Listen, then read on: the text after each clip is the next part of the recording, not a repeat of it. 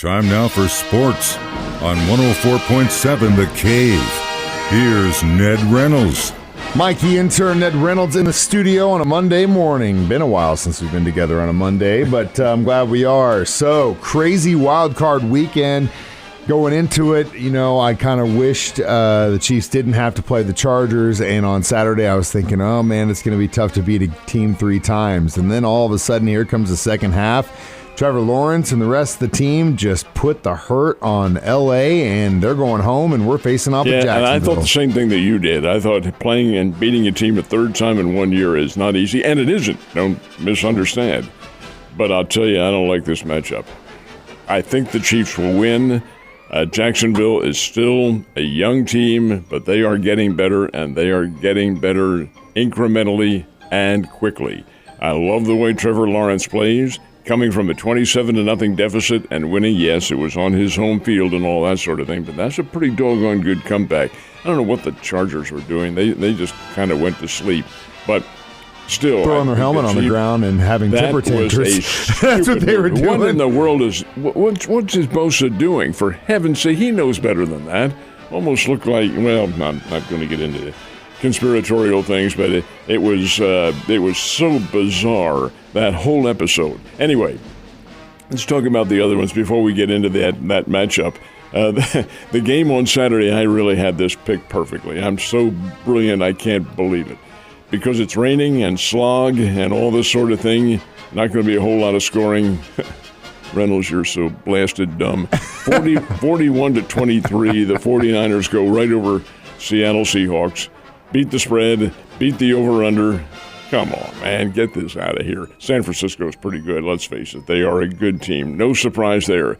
The Jacksonville game with these Chargers, we were mentioning that, and I'll tell you, it does bother me because I do like this Jacksonville ball club. They're not quite there yet. They're kind of like the Cincinnati Bengals 2 years ago. That's what everyone keeps saying. Mm-hmm. Very similar to that, but still, it'll be a good challenge, and they play at 3:30 on Saturday afternoon.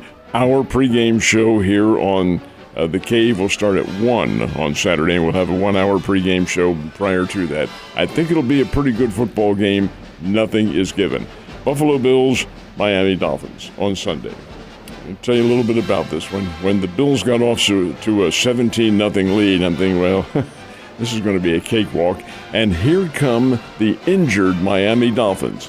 And then I thought, as I'm watching this thing, here's Skylar Thompson doing the quarterbacking for Miami. Why not? It's been a magic year for Kansas State. Why shouldn't it be for Miami? That's where Thompson played his college football at K-State. And why not bring that magic here? And it almost happened. The Dolphins were there, they had a chance, but not quite ready yet. And Buffalo held them off 34-31.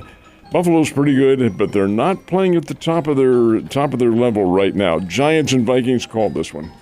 I knew the Giants were going to win this one. The Vikings aren't all that good, and the Giants are. They're getting a whole lot better. The kid from Duke, Jones, the quarterback, outstanding. I was really impressed with the way they played, and that's a nice win for the New York Giants, and a good win too.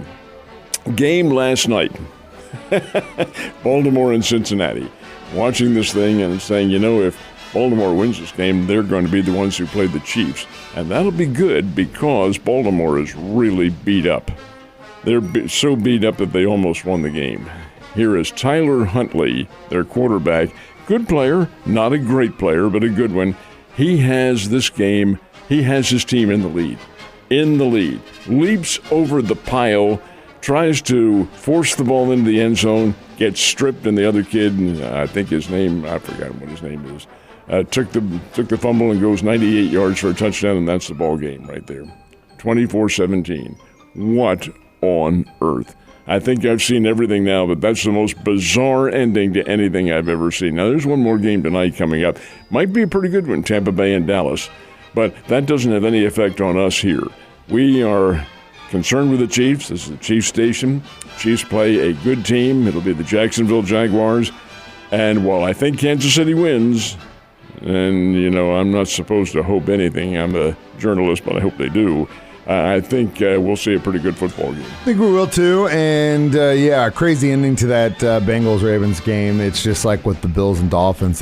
Bills got lucky again. The Bengals got lucky again. I don't know how the hell they did it, but it's really telling when you have the Dolphins almost beat you at home. Same thing with the Ravens and the Bengals. So we'll see. Definitely a wild card weekend, and then we'll definitely see what happens in the NFC. There's a couple of factors here that do play into that. Bills and the Buffalo Bills and the Miami Dolphins, third time this year. Ravens and the Bengals, third time this year. Yeah, I know. Those teams know each other pretty well. Yeah, and you could definitely see it in the coverages that each game had, as far as the backs were definitely getting some of those stars covered pretty well. But it was also interesting to see so many former Chiefs on the Ravens last night. You had Houston, you had Marcus Peters, you had Watkins, Houston still in there playing, and I'll tell you, and here you have Tyreek Hill and with the Miami Dolphins playing in his game. So there were a lot of ex-Chiefs, but that's also the nature of pro football. That's what has me worried. Those others were 3 times a year, and Jacksonville and Kansas City did not play this year. Well, you said we have a Monday night game tonight, and we do. Cowboys and Bucks. We'll have to see what ends up in the NFC. I think as far as that goes, 49ers look pretty scary, but Eagles look scarier. We'll see what happens down the road, Ned. Just now getting back from his weekend stay at Missouri State University during the Tournament of Champions. How'd it go? It was really, really a very good tournament. Didn't have the magic names this year. It didn't last year with LeBron James' son playing, but you had 8 great basketball teams. And I'll tell you, Mike, you may or may not follow the high school basketball scene in this area, but Link Academy from Branson has been ranked as the number 1 now. Now, it doesn't play in Misha. It's an academy team, and they travel across the country. Well, they're with various polls ranked number 1. They are the real deal. What a terrific basketball team, well coached, tremendous defense, magnificent athletes. I was very, very impressed with them. They're more than pretty good.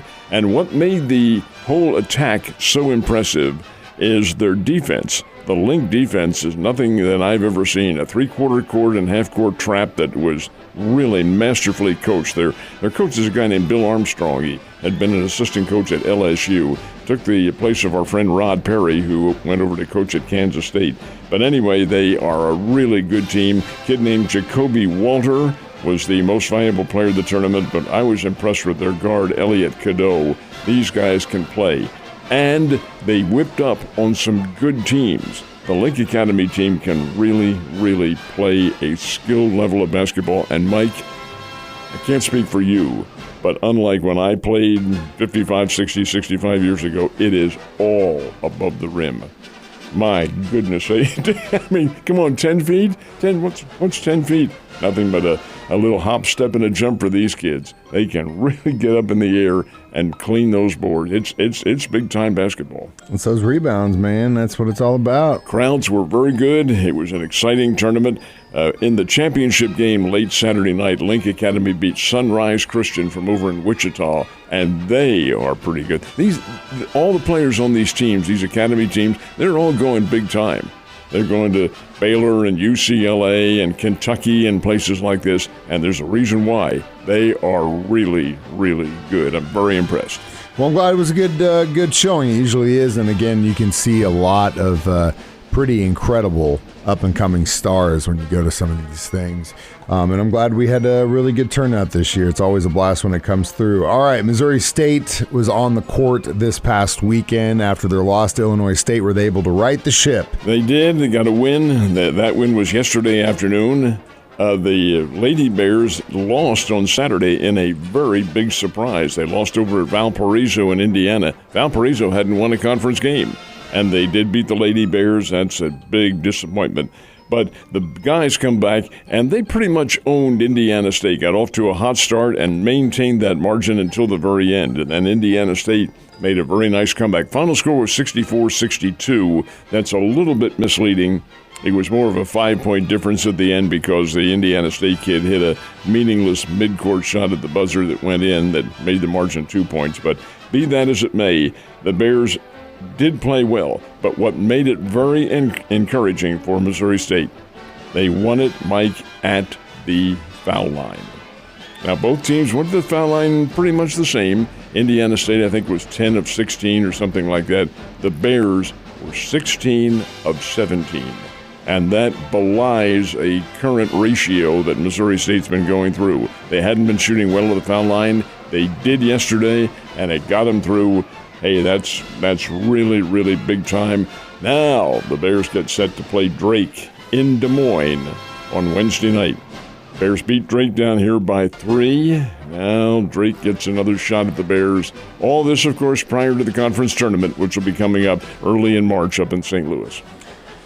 Exciting stuff. Hopefully they can right some of those small mistakes. If they can, that's the difference between a pretty good team and a really good team. So hopefully they can do that. All right, definitely surprised when it comes to St. Louis Cardinals baseball as far as the coaching staff goes. Your opinion on this, Ned? I don't have one because I don't know what happened, and I don't think anybody else does. There's been no explanation. When I had the pleasure of interviewing Matt Holliday here in town back in September at the dinner on the Diamond, I asked him, one of the key questions was, have you pretty much dismissed ever being in Major League Baseball? And he says, no, I might take a shot if something happens. And here 2 months later in November, something does happen. The Cardinals hire Matt Holliday as the bench coach. Now, in baseball terminology, the bench coach is the assistant manager. Now, Holliday and Carlos Marmol, the Cardinals manager, pretty good friends, and Matt Holliday's a Cardinal Hall of Famer. Got the job on November 6th. Resigned the job on Friday. Now, what on earth is this? There was no reason given, and apparently the Cardinals were taken as aback by anybody, but Holliday announced he's resigning. He's not going to be the coach for the Cardinals this year, so the Cardinals immediately turned around and hired Joe McEwing, who was a player for them about, 20 or so years ago, and had been with the Chicago White Sox. So McEwing will be the bench boss. But Matt, what are you doing? Well, it's obvious that it's private reasons why he left. I hope it's not dissension among the team. I'm pretty sure that's not the case.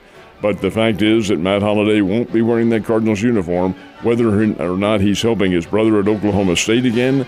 He has been the last couple of years. That remains to be seen. But not going to be the Cardinals bench boss, and that's a surprise. It's interesting, too, because it may be a kind of a sign about the way the inner workings go, because if a guy gets in there, especially someone like Holliday who really doesn't need to do it, he's only there because of his love for the game and that he wants to do it. If he goes in the building, kind of sees the writing on the wall about how things are done, he's going to say, screw this, I'll go somewhere else. But we don't know that that's the case. Well, I don't know what else it could be, Ned. You have a great day. Could be other. You have a great day. I'll see you tomorrow.